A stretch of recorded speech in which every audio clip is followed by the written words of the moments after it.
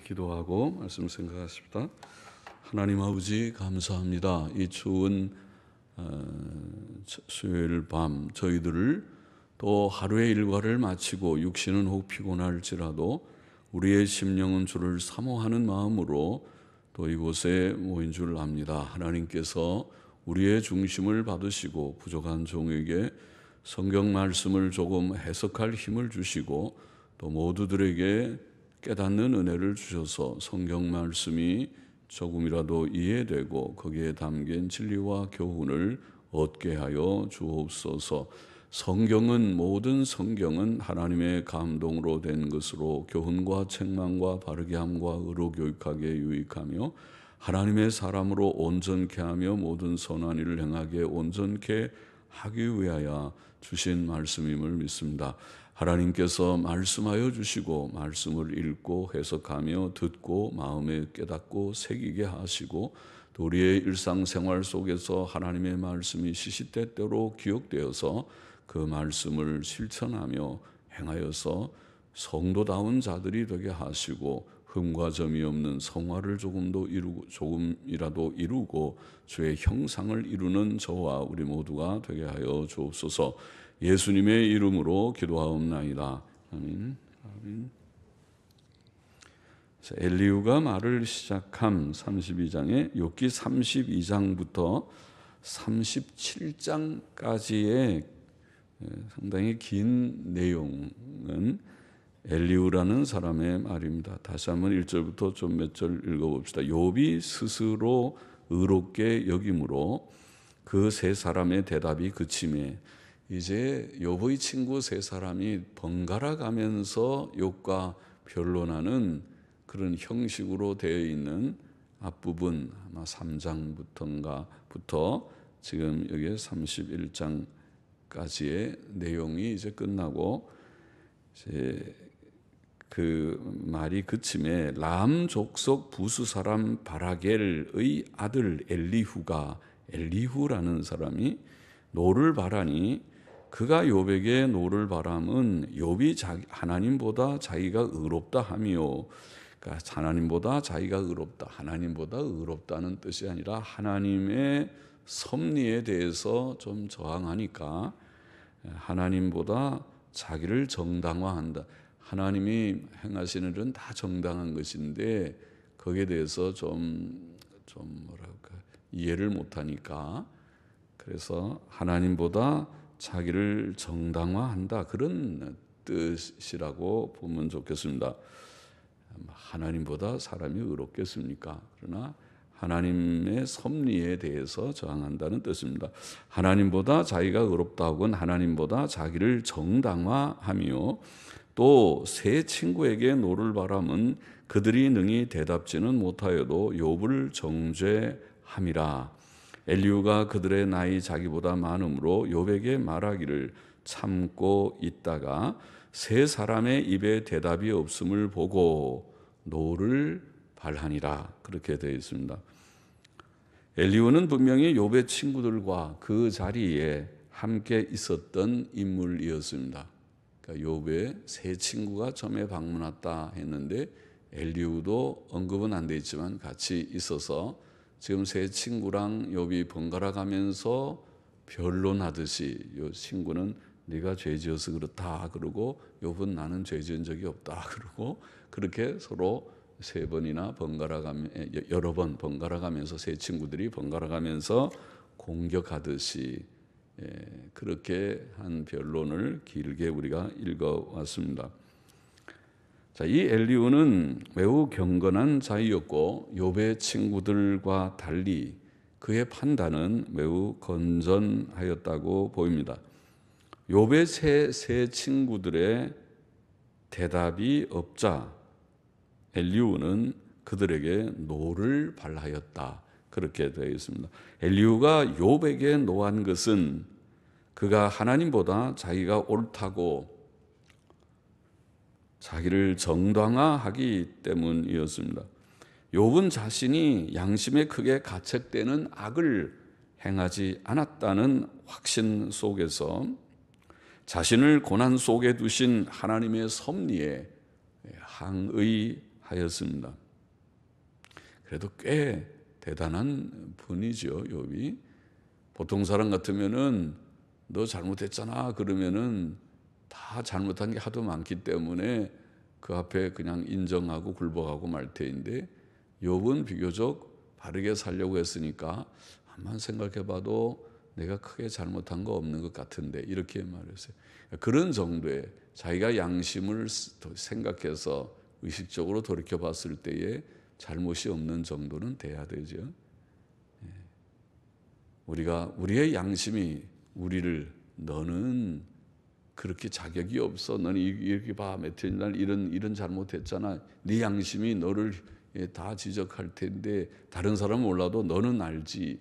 또 혹은 다른 사람들까지도 우리를 보고 아무개는 이렇고 언제 이렇고 이랬어요 하고 다 지적할 수 있는 그런 사람들이 되지 말고, 적어도 내가 의식적으로는 그렇다고 해서 내 행위로 의롭다함을 받을 수는 없지만은 내가 무의식 속에라도 혹은 주님께서 말씀하신 바와 같이 내가 마음으로라도 미운 마음을 조금이라도 품었으면 그것도 죄가 되는 것이니까, 마음으로 탐심을 품으면 탐심, 10번째 계명인 탐심은 바로 죄 아닙니까?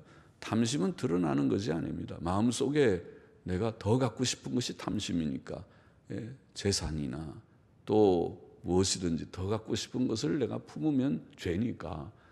그래서 그런 미움이나 또 음란함이나 마음의 욕심, 탐심을 품는 그런 것들도 사실은 없는 것이 쉽지 않지만은, 그래도 의식적으로 죄를 짓는 것은 극복해야 될, 그게 성화의 과정이죠. 참 더디고 어려운 얘기입니다.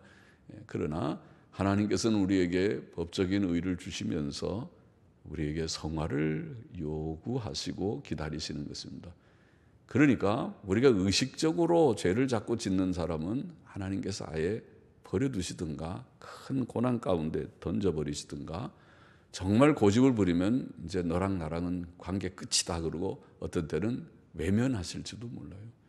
그러니까 그런 죄는 내가 의식적으로 짓는 죄가 있으면 무의식적으로도 아까 말한 대로 내 마음으로도 불현듯이 내게 일어나는 그런 죄성을 따라서 일어나는 그런 마음들이 그 자체도 죄니까 그것을 내가 막아내기 어렵지만은, 그러나 의식적인 죄, 내가 의도적으로 의식적으로 죄를 짓는 일은 적어도 없게 하려고 애써야 됩니다. 그것이 성화의 몸부림입니다. 갈등입니다.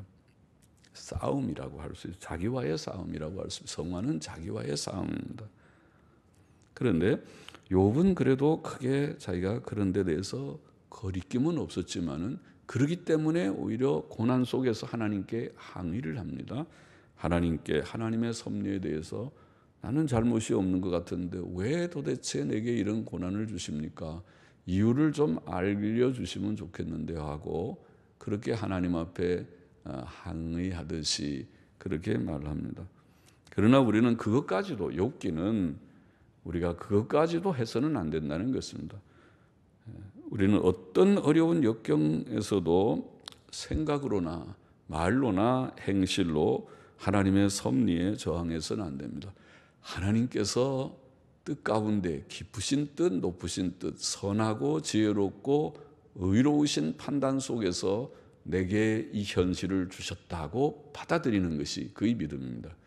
그것이 욥기가 결론적으로 주는, 욥이 좀 더 한 단계 높은 그런 믿음의 지경에 들어간다고 하는 것입니다. 욥은 하나님 앞에서 자신이 비록 자기가 잘못한 것이 없다고 생각하고 그렇게 많이 항의적인 말을 했지만 그것 자체도 잘못이라고 나중에 뉘우칩니다. 하나님, 내가 잘못했습니다. 내가 하나님 앞에 감히 내가 그렇게 말을 했습니다. 그것을 뉘우치고 있습니다. 그래서 하나님의 모든 섭리에, 주권적 섭리에 무조건 승복하려고 하는 그것이 욥기의 사실은 결론인데, 욥은, 우리는 어떤 역경에서도 하나님의 섭리에 저항해서는 안 되겠습니다. 또 엘리후는 세 친구에게 노를 발했는데 그가 그렇게 노를 발한 것은 그들이 욥에게 대답하지 못하면서 욥을 정죄하기 때문이라. 오늘 본문에 그랬죠. 욥을 정죄하려면 너 잘못이다 그러면 이것이 잘못이라고 딱 제시를 해야 되는 거 아닙니까?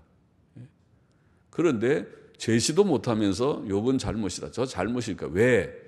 봐, 저거 지금 저렇게 고난을 받고 10아들 다 죽었지, 재산 다 날라갔지, 몸에 병 들었지, 틀림없이 저건 죄를 지었을 거야. 이것이잖아요. 그러니까 고난을 보고 거꾸로 판단하기를 저 사람은 죄를 지었다고 말하는 거거든. 그러니까 엘리후가 화를 내고 정죄했습니다. 당신들이 정죄하려면 욥이 이런 점이 죄다고 그렇게 얘기를 하라는 것입니다. 욥도 그걸 얘기한 거죠. 내가 죄를 지었으면 그럼 얘기를 해달라. 내가 너에게 이런 것이 문제라고 얘기를 해달라는 것입니다. 그런 구체적으로 지적도 하지 않으면서 죄인이라고 그렇게 말하지 말라는 것이죠. 그래서 이게 그들이 욥에게 대답하지 못하면서 욥을 정죄하기 때문에 노를 발했다. 남을 부당하게 정죄하는 것 나쁜 일이죠. 나쁜 일이죠. 그것은 잘못 엮는 거죠. 이건 이랬을 것이다. 이러고 이랬을 것이다. 증거 있어요? 증거는 없지만은 정황상 그랬을 것이다.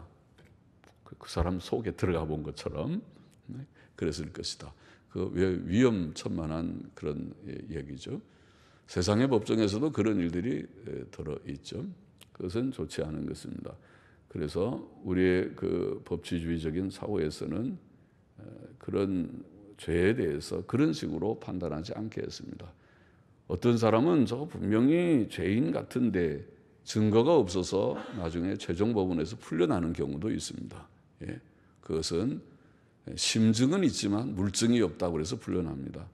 그러니까 법정에서는 심증 가지고 되는 것이 아니라 물증으로 되는 것입니다. 분명한 증거가 있어야 죄를 정할 수가 죄로 정죄할 수가 있는 것입니다. 우리는 특별히 모든 인간관계에 있어서 또 우리가 생활할 때에 심증만 가지고 저 사람은 죄인 같아. 내가 여러 심증으로 보면 죄인 같아. 아마 파헤치고 들춰내면 분명히 죄일 거야. 그렇게 생각되는 일이 혹 있을지라도 그것 가지고 정죄하기는 조금 그렇습니다. 그걸 덮어놓으면 덮어놔지는 것이고 그것을 만일 드러나서 판단하면 물론 또 다 드러낼 수도 있겠지만은 그러나 그것으로 정죄할 문제는 아닙니다. 그것은 물증을 분명히 가지고 드러난 증거를 가지고 말해야 되기 때문이죠. 그래서 욥의 친구들도 무조건 정죄하는 것에 대해서 엘리후가 화를 낸 것입니다. 욥에 대해서도 화를 내고 당신이 하나님보다 더 의롭단 말이냐. 하나님의 섭리가 잘못됐단 말이냐. 하나님께서 섭리하시면 그걸 받아들여야 되는 것이 우리 인생의 마땅한 자세가 아니냐. 그런데 자꾸 하나님보다 자기가 마치 정당한 것처럼 그렇게 항변하듯이 해서 되겠느냐. 그것이 엘리후의 말이에요. 욥에 대해서 화낸 이유고 욥의 친구들에 대해서도 무슨 증거도 없이 자꾸 정죄하는 것이 옳지 않다. 그렇게 화내었습니다. 우리는 모든 걸 바르게 판단해야 되니까 바른 판단이라는 것은 옳은 것은 옳다. 그런 것은 그르다는 판단이니까 옳은 것은 옳은 증거를 가지고 옳다고 판단하는 것이고 그런 것은 그런 증거를 가지고 판단하는 것입니다. 의인을 악하다, 악인을 의롭다 이렇게 판단할까 봐 매우 조심해야 되는 것입니다. 왜냐하면 자기 마음대로 막 판단하는 것은 쉬운지는 몰라도 그 죄를 하나님 앞에서 묻게 될 것입니다. 하나님께서 너 옳지 않은 판단을 했다 할 때에 큰 벌을 각오해야 될 것입니다. 그래서 그런 각오를 하지 않으려면 판단 유보를 하는 것도 좋습니다. 잘 모르는 것은 모른다. 그쯤 내둬도 그것이 큰 문제가 아닐 것입니다. 판단하실 일은 하나님이시니 하나님께 판단을 맡겨야 될 일이 있습니다. 그러나 만일 판단을 해야 된다면 다 드러나서 물증을 가지고 증거를 가지고 명백히 제시해 이것이 이렇지 않느냐. 그럴 때에 세상에서도 그래서 경찰관들이나 검찰이나 수사관들이 어려운 거죠. 그렇게 쉽게 하질 않아요. 항상 이번에도 신문에 보니까 프랑스의 유명한 인사가 북한 간첩인데 체포됐다고 나왔더군요. 그래서 그것도 오랫동안 계속 우리나라에 와서도 막 데모도 하는데 앞장서고 한 그런 얼굴도 알려진 인물이더군요. 그런데 계속 프랑스 경찰이 추적하고 또 증거를 추적하고 하다가 최종적으로 이거다 하고 그다음에 압수수색해서 체포했다고 하더라고요. 그것입니다. 심증은 있고 저 분명히 간첩인데 하더라도 물증이 없으면 잡을 수가 없습니다.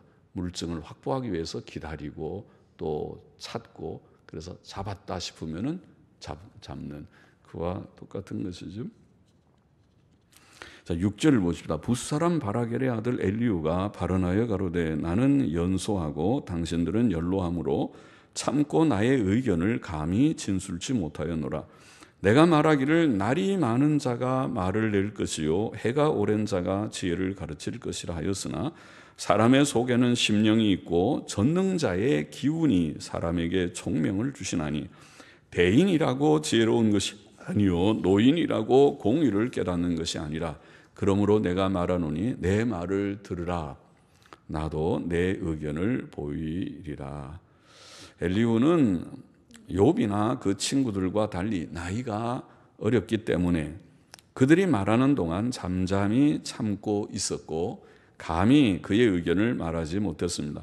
왜냐하면 노인들이 일반적으로 인생 경험이 많아 젊은이들보다 더 지혜롭기 때문이었습니다. 노인들이 경건과 도덕성을 구비한다면 아마 그러할 것입니다. 그러므로 엘리후는 날이 많은 자가 말을 낼 것이요 해가 오랜 자가 지혜를 가르칠 것이라고 말했습니다. 그러므로 사도 바울은 디도서에서 젊은 목회자 디도에게 늙은 여자들이 젊은 여자들을 가르치게 하라 그렇게 교훈했죠.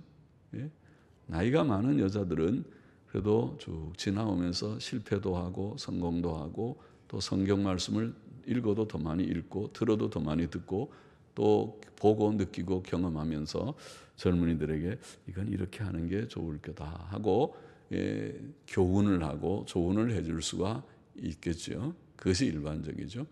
그러나 교만한 젊은이들은 그 말을 듣지 않겠죠. 내가 다 한다고. 다 젊을 때에는 마음이 높아서 교만해지기가 쉬워서 자기가 다 하는 것 같이 하지만은 그러나 세월이 지나면 그것이 아니라는 것을 뒤늦게 깨닫게 되겠죠. 그래도 그거는 돌이킬 수 없는 그런 일이 되죠. 지혜로운 젊은이들, 겸손한 젊은이들은 그것을 또 다 참고하고 듣고 좋은 것을 받아들이고 또 좋지 않다고 말씀에 위배되거나 양심에 거리끼는 것은 받지 않으면 되지만은 그러나 조언들을 받는 그런 겸손함이 있으면 지혜를 더 얻겠죠. 자, 이것이 일반적이지만 그러나 다른 한편 사람 속에는 영이 있고 전능하신 하나님의 기운 혹은 영감이 그에게 총명을 주기 때문에 하나님의 기운은 하나님의 영, 성령의 감동과 같은 것이라고 보죠. 사람 속에는 영이 있고 또 하나님의 기운, 하나님의 옛날 영어 성경은 하나님의 영감 그렇게 번역했는데 하나님의 영감이 성령의 감동이 있어서 그에게 총명을 주기 때문에 세상에서 높은 자라고 반드시 지혜로운 것이 아니고 노인이라고 반드시 공의를 깨닫는 것이 아니라고 엘리후는 바르게 말합니다. 그렇죠? 그러므로 잠언 1장 7절은 참 지혜가 하나님을 경외하면서 나온다고 말한 것입니다. 하나님을 경외하는 데서 참 지혜가 나오지 하나님 없는 자들이 나이만 먹었다고 지혜로운 것이 결코 아니다. 잠언 2장 6절은 하나님께서 지혜를 주신다고 또 말했습니다. 또 시편 119편 97절로 100절에 보면 하나님의 말씀을 묵상하고 깨닫는 자는 하나님의 말씀을 묵상하고 깨닫는 자는 원수보다 지혜롭고 스승보다 지혜롭고 노인보다 지혜롭다 그런 표현이 있죠. 그죠? 보통은 원수들이 머리가 좋아서 얼마나 궁리를 하고 모여가지고 머리들 짜내가지고 어떻게 하면 저 상대를 이길까 하고 자기네끼리 밤새 연구를 해서 하니까 보통 사람 그냥 순진한 사람들은 당하겠죠. 원수한테 당하겠죠. 원수한테 이기기 어렵겠죠. 그런데 원수보다 지혜롭고 스승보다, 보통 선생님들은 제자보다는 좀 지혜가 있는 사람일 테고 노인들이 젊은이보다 그런데, 그러나 하나님의 말씀을 읽고 묵상하는 자는 그들보다 지혜롭다, 그렇게 말했습니다. 하나님의 지혜입니다. 그래서 이게 엘리후는 내가 나이가 젊지만은 그러나 또 하나님께서 이런 깨달음을 주셔서 내가 몇 마디 좀 얘기해 보겠다, 그렇게 말하는 것입니다. 경건한 젊은이 같이 보입니다. 그리고 엘리후의 말은 하나님 앞에서 정당한 말 같이 보입니다. 엘리후의 말을 계속하다가 그 다음에 하나님의 말씀으로 넘어가 버립니다. 하나님이 폭풍 가운데 나타나 말씀하십니다. 그러니까 엘리후의 말을 하나님께서는 다 긍정하신 것처럼 보입니다. 11절 보십시다. 내가 당신들의 말을 기다렸고 당신들이 할 말을 합당하도록 하여 보는 동안에 그 변론에 내 귀를 기울였더니, 당신들이 할 말을 합당하도록 하여 보는 동안에, 말이 좀 어렵게 번역되어 있죠. 당신들이 할 말을 찾는 동안에, 합당하도록 하여 본다는 말은 찾는 동안, 당신들이 서로 막 변론하면서 어떤 말을 할까 서로 말을 할 말을 찾겠죠. 그러니까 당신들이 할 말을 찾는 동안에, 이렇게 번역할 수 있고, 그 변론에 내 귀를 기울였더니 자세히 들은즉 당신들 가운데 욥을 꺾어 그 말을 대답하는 자가 없도다. 꺾는다, 약하크라는 이 말은 깨우친다, 잘못을 증명한다는 말입니다. 그러니까 단순히 말싸움에서 이기는 것이 아니고, 욥을 꺾어 하는 말은 욥의 잘못을 증명하여 그 말을 대답하는 자가 없다, 그런 뜻입니다. 그렇잖아요. 지금 중요한 거는 말싸움 해갖고 누가 막 여기다 막 힘내가지고 소리가 크면 교통사고 나면 소리 큰 사람이 이깁니다, 그런 말 하지만은 그렇게 해서 이기는 겁니까? 그거는 좀 마음 약한 사람들은 그냥 그게 위압되어서 그렇지만은 조금만 생각이 있고 한 사람들은 어림도 없는 얘기입니다. 그것은 법을 따라서 해야 되는 거지, 정당성을 가지고 이기고 지고 하는 거지, 그 목소리 커서 이긴 게 아니죠. 그러니까 여기에 욥을 꺾는다는 말은 그냥 소리로 위압하는 것이 아니고 욥의 잘못을 증명한다는 말입니다. 잘못을 증명하여 그 말을 대답하는 자가 없도다. 당신들이 혹시라도 말하기를 우리가 지혜를 깨달았었구나, 그를 이길 자는 이긴다, 그를 찌른다, 혹은 패배시킨다, 패주시킨다, 이런 단어입니다. 그를 이길 자는 하나님이시요 사람이 아니라 하지 말지니라. 그가 내게 말을 내지 아니하였으니, 여기에 그가는 욥을 가리킨다고 보입니다. 욥이 내게 말을 내지 아니하였으니 나도 당신들의 말처럼 그에게 대답지 아니하리라. 그러니까 욥이랑 지금 그 엘리후는 변론하고 있는 것이 아니었기 때문에, 그래서 지금 엘리후가 친구들처럼 어떤 글쎄요 감정을 가지거나 어떤 그런 욥의 말에 지금 대항해서 말할 것은 아니라는 뜻같이 보입니다. 엘리후는 욥의 친구들이 욥을 깨우치거나 욥의 잘못을 증명하지 못했고 욥의 말에 대답하지 못했다고 말합니다.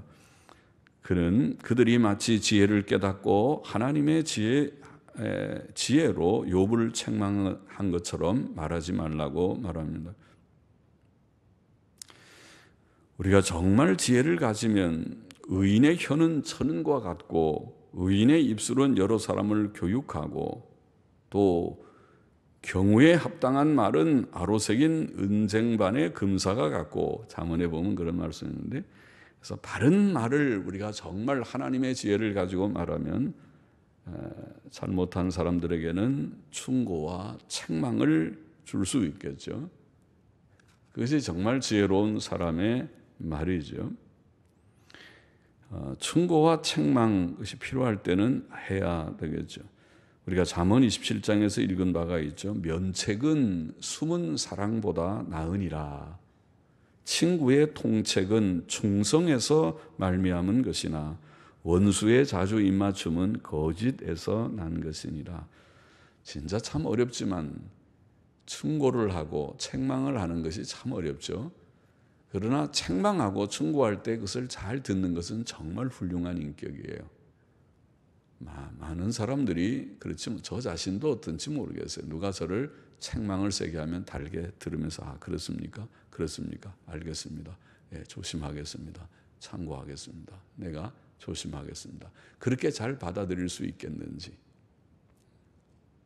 전에 우리 백 목사님 그런 얘기를 하신 거 들었는데, 직접 들은 것이 아니라 전에 들었는데, 아주 교회에 충실한 아마 이 초창기부터 아마 있었던 어떤 분을 책망을 했다가 그분이 교회를 나가셨다든가 어떻게 좀 이렇게 받아들이지 않는 것을 경험을 했다, 그런 얘기를 하는데 진짜 그렇죠.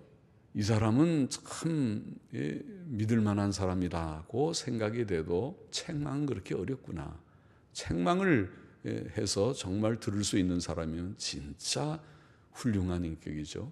그런 분이 진짜죠. 진짜. 그러나 그것이 참 어렵다. 그렇게 보이는데, 면책은 숨은 사랑보다 나으니라. 우리가 책망을 할 수 있고 들을 수 있는 것이 참 귀하고 복된 것입니다. 그러니까 필요할 때는 충고와 책망도 해야 되고, 그러나 또 바르게 행하는 자에게 사람이 선을 행하다가 낙심할 수 있고, 바르게 살려고 하다가 어떤 때는 고난을 당하면 마음이 좀 낭망이 될 수도 있고 그러겠죠. 그 세상에는 그렇잖아요. 세상이 항상 편안한 것만 있는 것이 아니라 고난이 있으니까, 고난 속에서 바울 같은 경우는 얼마나 많은 고난을 받았습니까?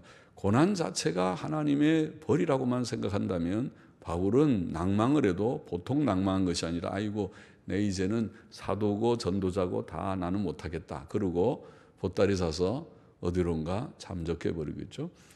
그러나 낭망하지 않고 끝까지 내 사명, 내 직책을 감당해 보려고 했죠. 그래서 우리가 그런 사람들의 마음이 약하거나 또 낙심이 될 만한 그런 일들이 있는 자들에게는 그런 사람 놓고 책망하고 그래 놓으면은 더 죽어버리죠. 그런 사람들에게. 그런 사람은 위로하고 격려하고 해야 되겠죠. 힘내세요. 누구에게나 다 고난은 있지 않습니까? 하나님께서 이 고난을 주신 것이고 또 잘 이겨나갈 힘도 주실 것이라고 생각합니다. 잘 이겨나가도록 힘을 잃지 마십시오. 이렇게 해야지. 위로와 권면을 줘야 되고, 또 그러나 또 잘못 행하는 자가 있으면은 그는 충고하고 또 책망도 할 수 있고, 그 양면이, 충고와 위로라고 하는 양면이 우리가 다 필요한 것이죠. 데살로니가전서 5장 14절에 보면 이런 말씀이 있죠. 형제들아 너희를 권하노니 규모 없이 없는 자들을 권계하며, 규모 없다는 말은 하나님의 말씀대로 하지 않는 자들, 그런 자들, 무질서하게 행하는 자들, 규모가 없는 거죠. 그런 자들에게는 권면하고 경계하라. 당신 그렇게 하지 마세요. 그거는 믿음 생활 바로 하는 거, 교회 생활 바로 하는 거 아니에요. 죄 짓는 일이에요. 그렇게 하지 마세요. 권계를 하고, 또 마음이 약한 자들을, 아까 방금 말한 대로 마음이 약한 자들을 안위하고, 안위는 뭐예요? 위로하고 위로하고 격려하는 거죠. 안위하고 힘이 없는 자들을 붙들어주며. 그러면 잘못하는 자의 아까 규모 없이 행하는 자들은 권계를 하고 충고하고 경계하고 어떤 데는 책망도 하고, 또 그러나 바로 하려고 하지만은 좀 마음이 약한 자들은 안위하고 힘이 없는 자들은 붙들어주고, 모든 사람을 대하여 오래 참으라. 오래 참으라. 사랑은 오래 참고, 오래 참아야 저 사람은 참다 보면 저 사람의 문제가 무엇인지, 저 사람이 저것이 약점이로구나, 혹은 저 사람이 저것이 연약이로구나, 저것이 마음이 약하구나, 또 혹은 어떻게 저런 아직도 연약한 죄성이 없지 않구나, 저 실수고 그런 잘못이로구나, 그 볼 수 있고 좀 기다려주고 위해서 기도하고 또 권면하고 기다려주고 할 수 있겠죠. 그렇지, 그래야 되겠죠. 그렇지 않으면은 편안하지가 않죠. 예? 인간관계가 다 편안하지 않고 금방 다 깨져 버리고 황폐하게 되고 또 하나님의 교회를 세우는 것이 아니라 허물어뜨리게 되고 그렇죠. 그것은 신앙의 미숙함 때문에, 인격의 미숙함 때문에 오는 일일 수 있죠. 일이라고 보여집니다. 15절 보십니다. 그들이 놀라서 다시 대답하지 못하니 할 말이 없음이로구나. 그들이 말이 없이 가만히 서서 다시 대답지 아니한즉 내가 어찌 더 기다리랴. 나도 내 본분대로 대답하고 나도 내 의향을 보이리니 내게 말이 가득하고 내 심령이 나를 강박함이니라. 보라, 내 가슴은 봉한 포도주 같고 새 가죽 부대가 터지게 됨 같구나. 포도주 가죽 부대에 포도주가 딱 봉해져 있으면은 그것이 그 속에서 이제 뭐라고 하죠? 그게 발효가 일어난다고 그러나요? 그래서 막 부풀어 생겨가지고 나중에 터져버릴 수 있겠죠. 구멍을 좀 열어놓지 않으면은. 그와 같이 지금 말이 부글부글 막 끌어올려서 이 말을 도저히 안 할 수가 없어서 내가 지금 발언하겠다. 그 말이죠, 엘리후가. 그래서 내가 말을 발하여야 시원할 것이라. 내 입을 열어 대답하리라. 나는 결코 사람의 낯을 보지 아니하며 사람에게 아첨하지 아니하나니 이는 아첨할 줄을 알지 못함이라. 좋은 젊은이죠. 젊은이들이 인격이 반듯하지 못하면 자기보다 힘이 있는 사람 앞에는 아첨하고 자기가 좀 무시할 수 있는 사람 앞에는 목소리가 커지고 그렇게 한다고 그러잖아요. 보통 못난 사람들이 보통 그렇게 하는 거예요. 그러나 잘난 사람들, 진짜 인격이 훌륭한 사람은 자기보다 높은 사람 앞에서도 정중하지만은 할 말을 다 하고 정당한 말을 하고 또 자기보다 낮은 사람, 보잘것없는 별 볼 일 없다고 보는 사람들에 대해서도 인격을 존중하고 귀히 여기고 그렇게 하는 법이죠. 그래야 되는 것이죠. 그것이 정상이죠. 그래서 진짜 훌륭한 사람들은 남편도 아내에게 존댓말을 하고 또 훌륭한 사람은 회장도 일개 직원한테 존대를 쓸 수 있는 그런 사람이 진짜 훌륭한 인격이라고 할 수 있죠. 엘리후는 아첨할 줄을 만일 그리하면 나를 지으신 자가 속히 나를 취하시로. 내가 만일 아첨하면 하나님이 내 생명을 취해 데려가신다는 말이죠. 엘리후는 나이 많은 다른 이들의 말을 인내하며 들었고 이제 자신이 대답할 몫을 말하고자 합니다. 그는 마치 봉한 포도주같이 새 가죽 부대가 터지게 됨같이 할 말로 가득하다고 말합니다. 성도는 쓸데없는 말을 많이 하지 말고, 우리가 야고보서에 그랬죠. 사람이 말을 많이 하는 게 좋지 않다. 말을 너무 많이 안 해도 의사소통이 안 될 수 있지만은 그러나 실수는 적어요. 그러나 말이 많으면 실수가 많고 그래서 너희가 선생이 되지 말라. 많이 선생이 되지 말라 그랬어요. 선생은 말을 많이 하잖아요. 지금 저도 목사가 돼가지고 목사니까 할 수 없이 여기서 얘기해야지. 여기서 가만히 서서 가만히 선종하는 사람들처럼 혼자 선하듯이 좌선하듯이 앉아서 있으면은 뭐 하려고 여기 서 있겠어요. 저 아래 내려가서 혼자 돌을 닦듯이 혼자 앉아가지고 좌선을 하고 있죠. 여기서 설교를 한다고 그러니까 말을 해야 되고 성경을 해석하고 풀어서 설명해야 될 역할을 해야 되니까 지금 하고 있죠. 그런데 만일 제가 잘못 설명하면 하나님 앞에 죄 짓는 거잖아요. 설교 그 뜻이 그것이 아닌데 지금 다른 얘기를 제가 많이 하고 있으면 죄 짓는 거죠. 그러니까 위험한 데 서 있는 거죠. 죄 안 지으려고 바른 말을 하고 유익한 말을 하고 올바른 말을 해야 되기 때문에 하고 또 반성도 하고 어떤 때는 내가 이것이 부족하지 않은가 반성도 하고 하죠. 우리는 성도는 쓸데없는 말을 많이 하지 않는 것이 지혜입니다. 말은 많이 안 할수록 좋습니다. 또 상대방의 말을 잘 듣고 신중히 생각하고 판단하여 말하는 것이 좋습니다. 그것이 성경의 일반적인 원리죠. 잠언이나 야고보서의 말이죠. 듣기는 속히 하고 말하기는 더디게 하라. 잘 듣고 정확하게 판단해서 말은 조금, 꼭 필요한 말만 조금 하는, 이것이 진짜 지혜로운 자요 성경이 말하는 것입니다. 의인은 대답할 말을 깊이 생각하느니라. 잠언 15장 28절에 우리가 읽은 바가 있습니다. 엘리후는 또 자신이 사람의 낯을 보지 않고 사람에게 아첨하지 않는다고 말합니다. 아첨은 일종의 거짓말입니다. 거짓말입니다. 왜냐면은 상대를 높이는 거잖아요. 상대를 정확하게 판단하는 것이 아니라 당신에게는 이런 장점과 단점이 있습니다가 아니라 단점은 온데간데 없고 당신이 얼마나 훌륭하고 좋은지. 그래서 사람을 칭찬하는 거 안 좋다고 우리가 말하죠. 사람을 칭찬한, 저도 잘못할 수가 있죠. 사람을 칭찬해 놓으면 그 사람을 교만하게 만들고 결국 그 사람을 죽게 만드는 거예요. 그래서 칭찬은 아주 어떻게 보면 금물이에요. 칭찬하는 건 좋지 않아요. 그리고 그거는 아첨이 될 수가 있어요. 왜냐하면 사람에게는 장단점이 다 있기 때문에 칭찬만 할 것이 아니라 그럼 책망도 똑같이 할 것입니까? 우리가 그 사람 칭찬만 하는 것이 아니라 그 사람의 단초도 얘기할 것입니까? 단점을 얘기하지 않을 것이라면 칭찬도 안 하는 것이 좋습니다. 그렇죠?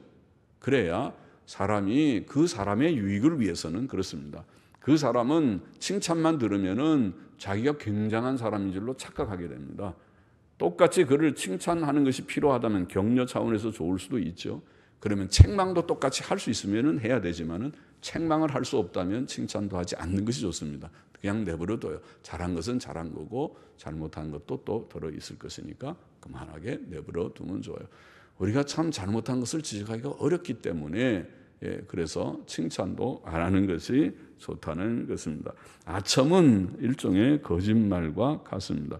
잠언 26장 28절에 그런 말씀을 읽었죠. 거짓말하는 자는 자기의 해한 자를 미워하고 아첨하는 입은 패망을 일으키느니라. 거짓말과 아첨을 거의 동의어로 여겼습니다. 잠언 29장 5절에는 이웃에게 아첨하는 것은 그의 발 앞에 그물을 치는 것이니라. 사도 바울은 데살로니가 교인들에게 교훈하면서 너희도 알거니와 우리가 아무 때에도 아첨의 말이나 탐심의 탈을 쓰지 아니한 것을 하나님이 증거하시느니라. 보통 아첨의 말 하는 사람들은 듣는 사람에게 무슨 이익이 있으니까 아첨하는 것입니다. 탐심의 탈과 같이 가는 것입니다. 그 사람에게 좀 아첨함으로써 뭔가 좋은 것이 내게 이익이 떨어질 것 같으니까 그 사람을 축켜 세우는 것입니다. 그거 좋지 않은 것입니다. 보통 이단들이 그런 일을 합니다. 유다서 16절에 보면 이단의 특징을 이렇게 표현했습니다. 이단들은 원망하며 불만을 토하며, 이단들은 질서를 지키지 않습니다. 이단들은 합법적인 권위적인 직분자를 무시합니다. 그들을 존중하고 존경하지 않습니다. 그래서 툭하면 원망 불평을 합니다. 그것은 하나님을 대항하는 것이죠. 왜냐하면 하나님께서 모세를 세우시고 직분자들을 세우셨는데 할 수 있는 대로 직분자들을 존중하는 것이 질서를 지키는 것인데, 그렇지 않고 툭하면 모세 물러가라, 모세가 뭐냐, 우리끼리 대표 뽑아서 애굽으로 돌아가자, 그런 얘기를 하면은 하나님께서 기뻐하지 않으십니다. 그것은 무질서입니다. 원망과 불평이 이단의 특징이고, 또 하나는 그 정욕대로 행하고 그들은 자기들의 욕심을 충족시키는 자입니다. 돈의 욕심, 모든 이익의, 명예의 욕심입니다. 그것이. 그런 것들을 초월해야 됩니다. 사람은 명예심이 없어야 되고 돈에 대한 욕심이 없어야 되고 그런 욕심을 가지면 안 됩니다. 정욕대로 행하고, 그 다음에 보면은 그 입으로 자랑하고 자기 자랑을 늘어놓는 것 좋지 않습니다. 그거 버려야 됩니다. 자기 자랑, 사람이 자랑할 것이 뭐가 있습니까? 뭘 그렇게 자랑할 것이 있습니까? 뭘 그렇게 대단합니까, 사람이? 그렇게 대단한 존재가 아닙니다. 사람은 하나님 앞에 죄인이라는 점 안에서 자랑할 것이 아무것도 없습니다. 피조물이고 죄인인 인생이 자랑할 것이 없습니다. 우리의 자랑은 예수님밖에 없습니다. 하나님밖에 없습니다. 자기라는 것을 자랑할 것이라면 죽여버리십시오. 자기를 죽여야 됩니다. 자기라는 것을 부정해야 됩니다. 자기를 자랑하는 것은 망치는 일입니다. 자기가 망하는 길입니다. 자기도 망치고 남도 망치는 일입니다. 자랑을 하는 것이 이단의 특징이고, 그 다음에 이익을 위해, 끝에 보면 이익을 위해 아첨한다 그랬어요. 지금 금방 나왔죠. 아첨과 탐심의 탈이 같이 가는 것입니다. 상대를 축켜 세우고 하고 거기에서 어떤 이의를 구하는 것이 이단의 특징입니다. 그래서 엘리후는 아첨의 말을 하지 않는다. 옳은 그런 절문이죠. 경건한 절문입니다. 32장의 교훈을 정리해 봅시다. 첫째로 우리는 범사에 바른 판단을 해야겠습니다. 엘리후는 욥이 하나님보다 자신을 정당화함으로 또 친구들이 욥의 잘못을 증명치 못하면서 그를 정죄함으로 그들 모두에게 욥의 친구에게도 노를 바라였다. 그렇게 되어 있죠. 노를 바라였다. 우리는 의롭게 살고 고난 중에서도 하나님의 섭리에 끝까지 겸손히 복종해야 하고 잠시라도 하나님의 섭리에 저항해서는 안 되고 또 정당한 이유 없이 남을 정죄해서도 안 됩니다. 우리는 바른 판단을 해야 되겠다. 욥과 같이 또 지나쳐서 하나님의 섭리에 저항하는 것도 옳지 않고 욥의 친구들처럼 또 까닭없이 증거도 없으면서 욥을 정죄하는 것도 옳지 않다. 오 주여 우리에게 바른 판단력을 주셔서 모든 것을 정당하게 판단할 수 있게 하옵소서. 둘째로 우리는 하나님의 지혜를 사모하고 구하고 얻어야 하겠습니다. 하나님의 지혜, 나이 든 사람이라고 욥의 친구들, 욥도 그렇고 욥의 친구도 그렇고 나이가 많았습니다. 나이가 많다고 다 지혜가 있는 것이 아니고 또 하나님께서 지혜를 주시면 젊은이도 지혜를 얻을 수 있다. 지금 그런 말을 엘리후가 하는데 그렇습니다. 우리는 하나님의 지혜를 우리의 영, 우리 속에 있는 하나님의 성령의 감동으로 하나님의 지혜를 얻기를 사모해야 하겠습니다.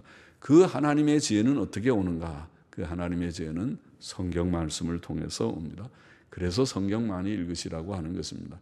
성경을 많이 읽고 묵상하고 실천하면 자연히 지혜자가 됩니다. 하나님을 경외하고 성경이 다 가르치고 있어요. 지금도 제가 말하는 것이 다 성경의 말을 하고 있잖아요. 성경이 가르치고 온유와 겸손과 자기 자랑을 버리세요. 자기를 죽이세요. 아첨하지 마세요. 다 어디서 나온 말입니까? 내가 나온 말이 아니라 성경의 말을 지금 다 하고 있는 것입니다. 그것이 내 속에 인격이 되어서 내 인격이 그와 같이 온유 겸손해지고 남의 책망도 잘 듣도록 하세요. 겸손하게 들으세요. 책망하는데 그걸 반발해가지고 책망도 기분 잡치고 기분 나쁘다고 그렇게 하지 마세요. 그런 사람은 아직도 인격이 성숙되기 되지 못한 것입니다. 그것이 그냥 스쳐 지나가는 말로 듣지 말고 그렇구나 깨달아져서 하나도 둘도 셋도 받아들이면 그것이 그의 인격이 되면 그것이 성화입니다. 그가 지혜자입니다. 그런 자는 실패하지 않습니다. 그런 자는 땅 위에서 성공적인 인생의 삶을 삽니다. 그러나 그 말을 안만 들어도 흘러 한쪽 귀로 듣고 한쪽 귀로 내보내듯이 그렇게 흘러 들어버리면 아무 유익이 없고 그는 지혜자가 될 수 없을 것입니다. 나이만 남만 먹는다고 지혜자가 되는 것이 아닙니다. 하나님의 지혜를 가져야 하겠습니다.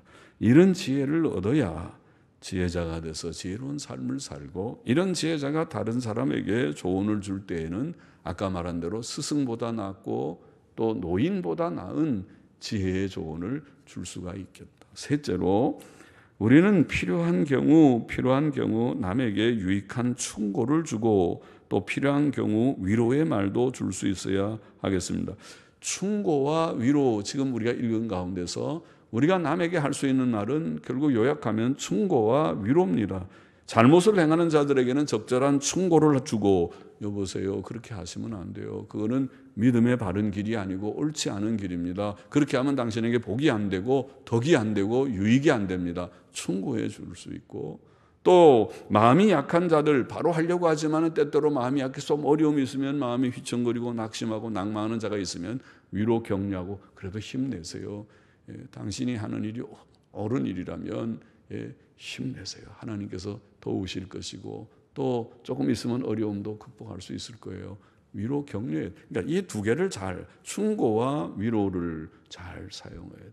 충고할 자에게 충고를, 위로할 자에게 위로를. 반대가 되면 안 되겠습니다. 죄 짓는 자에게 잘 되고 있어요. 예, 아주 잘 될 겁니다. 그러면 죽으라는 거죠. 죄 짓고 가서 죽으라는 말이 되는 거고. 낙심하는 자에게 가서 야단을 치고 당신이 죄 지어서 지금 고난이 온다고 그래 놓으면 그 사람은 진짜 와서 그 사람도 죽을 거예요. 양쪽 다 죽이는 일 하지 말고 살리는 일은 충고할 자에게 충고를 하고 위로할 자에게 위로를 주면 될 것이라고 봅니다. 그런데 넷째로 우리는 이런 충고나 위로를 줄 때에 여기 보면 신중하게 하고 진실하게 하라.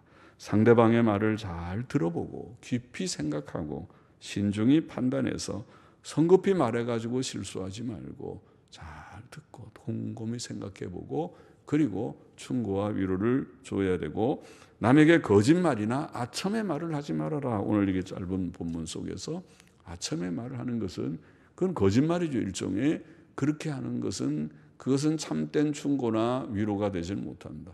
참된 충고와 위로를 주기 위해서는 신중하게 하고 그리고 진실한 가운데서 해야 되고 아첨하는 말로 해서는 안 된다. 그런 교훈을 오늘 본문 속에서 우리가 한번 정리해 볼 수 있습니다. 같이 기도하십시다. 하나님 아버지, 우리는 부족한 자들입니다. 우리에게 범사의 바른 판단력을 주셔서 옳은 것을 옳다 그러고 그런 것을 그르다 할 수 있게 하여 주시고 우리는 지혜가 부족한 자들이오니 하나님의 지혜를 우리에게 주셔서 우리가 참 지혜를 가지고 지혜로운 생활을 하고 남에게 조언을 줄 때 지혜의 조언, 유익한 조언을 주게 하시고 정말 충고할 자에게 충고를, 위로할 자에게 위로를 그것도 신중하게 또 진실하게 아첨하지 말고 할 수 있는 자가 되어야 하겠다고 오늘 말씀을 통해서 우리가 교훈을 생각하여 싸우니 마음에 새기고 우리의 삶에 적용해서 좋은 사람들, 하나님 앞에서 바른 사람들, 복된 사람들이 되게 하여 주옵소서. 예수님의 이름으로 기도하옵나이다. 아멘.